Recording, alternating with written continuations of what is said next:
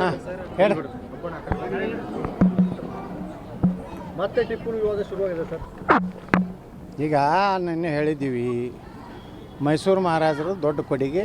ಮೈಸೂರು ನಿನ್ನೆ ಮುಖ್ಯಮಂತ್ರಿಗಳೇ ಉತ್ತರ ಕೊಡೋ ಮುಂದೆ ಹೇಳಿದಾರಲ್ಲ, ಮೈಸೂರು ಮಹಾರಾಜರ ಏನು ದೂರದೃಷ್ಟಿಯಿಂದ ಇವತ್ತು ಆ ಭಾಗ ಅಭಿವೃದ್ಧಿ ಆಗಿದೆ.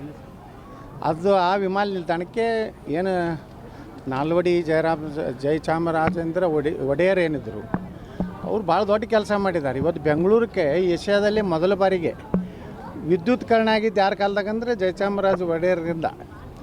ಹೀಗಾಗಿ ಆ ಭಾಗ ಡೆವಲಪ್ ಆಯಿತು. ಈ ಕಡೆ ಯಾಕೆ ಆಗಲಿಲ್ಲ ಅನ್ನೋದು ಉತ್ತರ ಕರ್ನಾಟಕ ಬಗ್ಗೆ ಸಾಕಷ್ಟು ಚರ್ಚೆ ಆಗಿದೆ. ಈ ಕಡೆ ಎಲ್ಲ ಇಲ್ಲಿ ಆಡಳಿತ ನಿಜಾಮ್ಶಾಹಿ ಆದಿಲ್ಶಾಹಿ ಇವೆಲ್ಲ ಡೆವಲಪ್ ಆಗಲಿಲ್ಲ, ಆ ಕಡೆ ಭಾಗ ಡೆವಲಪ್ ಆಗಿದೆ. ಮತ್ತು ಅಲ್ಲಿ ಹೋಗಿ ಯಾರ್ದೋ ಹೆಸರು ಇಡ್ತೇನೆಂದ್ರೆ ಹೆಂಗಾಗ್ತದೆ? ಅದಕ್ಕೆ ನಮ್ಮೆಲ್ಲರದ್ದು ಒಕ್ಕೂರಿನ ಅಭಿಪ್ರಾಯ ಇದೆ, ಮೈಸೂರು ಮಹಾರಾಜರ ಹೆಸರನ್ನ ಅದಕ್ಕೆ ಇಡಬೇಕು ನಾವು.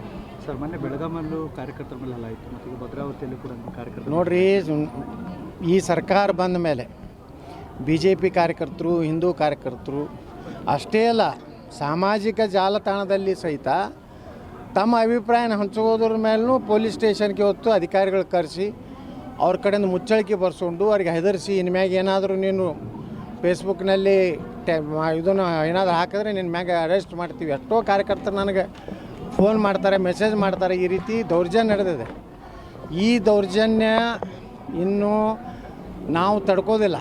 ಕಾನೂನು ಪ್ರಕಾರ ಯಾರೇ ಪ್ರಚೋದನೆ ಮಾಡಿದರೆ ಅವ್ರ ಮೇಲೆ ತೊಗೋಬೇಕು. ನಮ್ಮ ಅಭಿಪ್ರಾಯ ಹೇಳುವಂಥ ಸ್ವಾತಂತ್ರ್ಯ ಸುಪ್ರೀಂ ಕೋರ್ಟ್ ಹೇಳಿದೆ.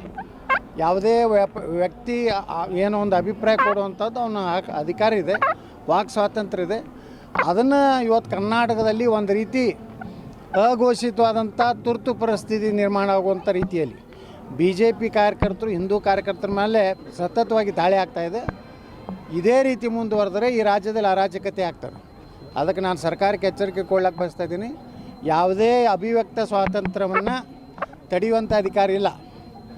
ನೀವು ಇನ್ಮೇಲೆ ಪೊಲೀಸ್ ಸ್ಟೇಷನ್ ಕರೆಸಿ ಅವ್ರ ಕಡೆ ಮುಚ್ಚಳಿಕೆ ಬರ್ಕೊಂಡು ಮಾಡಿದ್ರೆ, ನಾನು ಹೇಳಿದ್ದೇನೆ, ಇನ್ನು ಕೆಲವೇ ದಿವಸದಲ್ಲಿ ಬೆಂಗಳೂರಿನಲ್ಲಿ ಒಂದು ಕಚೇರಿ ಮಾಡೋರೋದೇನು, ಎಲ್ಲೆಲ್ಲಿ ನಮ್ಮ ಕಾರ್ಯಕರ್ತರ ಮೇಲೆ, ಹಿಂದೂ ಕಾರ್ಯಕರ್ತರ ಮೇಲೆ ಅವ್ರಿಗೆಲ್ಲ ಕಾನೂನಿನ ಸಲಹೆಯೆಲ್ಲ, ಕಾನೂನಿನ ಎಲ್ಲ ಜಿಲ್ಲೆಯಲ್ಲಿ ಒಂದು ವಕೀಲರದೇ ಒಂದು ನಾವು ಟೀಮ್ ಮಾಡ್ತೀವಿ. ಅಲ್ಲಿ ಪಾಪ ಅವ್ರಿಗೆ ಏನಾದರೂ ತೊಂದರೆ ಆದರೆ ಅವ್ರಿಗೆ ಜೈಲಿಗೆ ಹಾಕಿದ್ರೆ ಬೇಲ್ ಮಾಡಿಸ್ಲಿಕ್ಕೆ, ಅವ್ರ ಪರವಾಗಿ ಹೋರಾಟ ಮಾಡಲಿಕ್ಕೆ ಉಚಿತವಾದಂಥ ನ್ಯಾಯವಾದಿಗಳು ಅನೇಕರು ಮುಂದೆ ಬಂದ್ದಾರೆ. ಅವ್ರು ಕಾನೂನು ನೆರವು ಕೊಡುವಂಥದ್ದನ್ನು ನಾವು ಇನ್ನೊಂದು 2 ತಿಂಗಳಲ್ಲಿ ಬೆಂಗಳೂರಿನಲ್ಲಿ ನಾವು ಮಾಡಿ ಅದಕ್ಕೆ ಎಲ್ಲನೂ ಅದಕ್ಕೊಂದು ಇದು ಮಾಡ್ತೀವಿ ಅಂತ ಫೋನ್ ಇದು ಮಾಡಲಿಕ್ಕೆ ಅದು ಉಚಿತವಾದಂಥ ಒಂದು ಕಾಲಿಂಗ್ ಇದನ್ನು ಮಾಡ್ತೀವಿ. ಎಲ್ಲೆಲ್ಲಿ ಯಾವ್ಯಾವ ಜಿಲ್ಲೆಯಲ್ಲಿ ಬೀದರ್ದಲ್ಲಿ ಆಯ್ತಂದ್ರೆ ಬೀದರ್ದಾಗ ಯಾರು ನಮ್ಮ ಕಾನೂನಿನ ಏನು ನಮ್ಮ ವಕೀಲರು ಅದಾರ ಅವ್ರ ಸಹಾಯ ತೊಗೊಂಡು ಉಚಿತವಾಗಿ ಸೇವೆ ಮಾಡುವಂಥದ್ದನ್ನು ನಾವು ಮಾಡಬೇಕಾಗಿದೆ. ಯಾಕಂದರೆ ನಮ್ಮ ಕಾರ್ಯಕರ್ತರು ಭಾಳಷ್ಟು ಇವತ್ತು ಒಂದು ರೀತಿ ಭಯಭೀತರದಾರೆ. ಅವ್ರಿಗೆ ಧೈರ್ಯ ತುಂಬುವಂಥ ಕೆಲಸ ನಾವು ಮಾಡ್ತೀವಿ. ಕೂಡ ಅವರ ಹೇಳಿಕೆ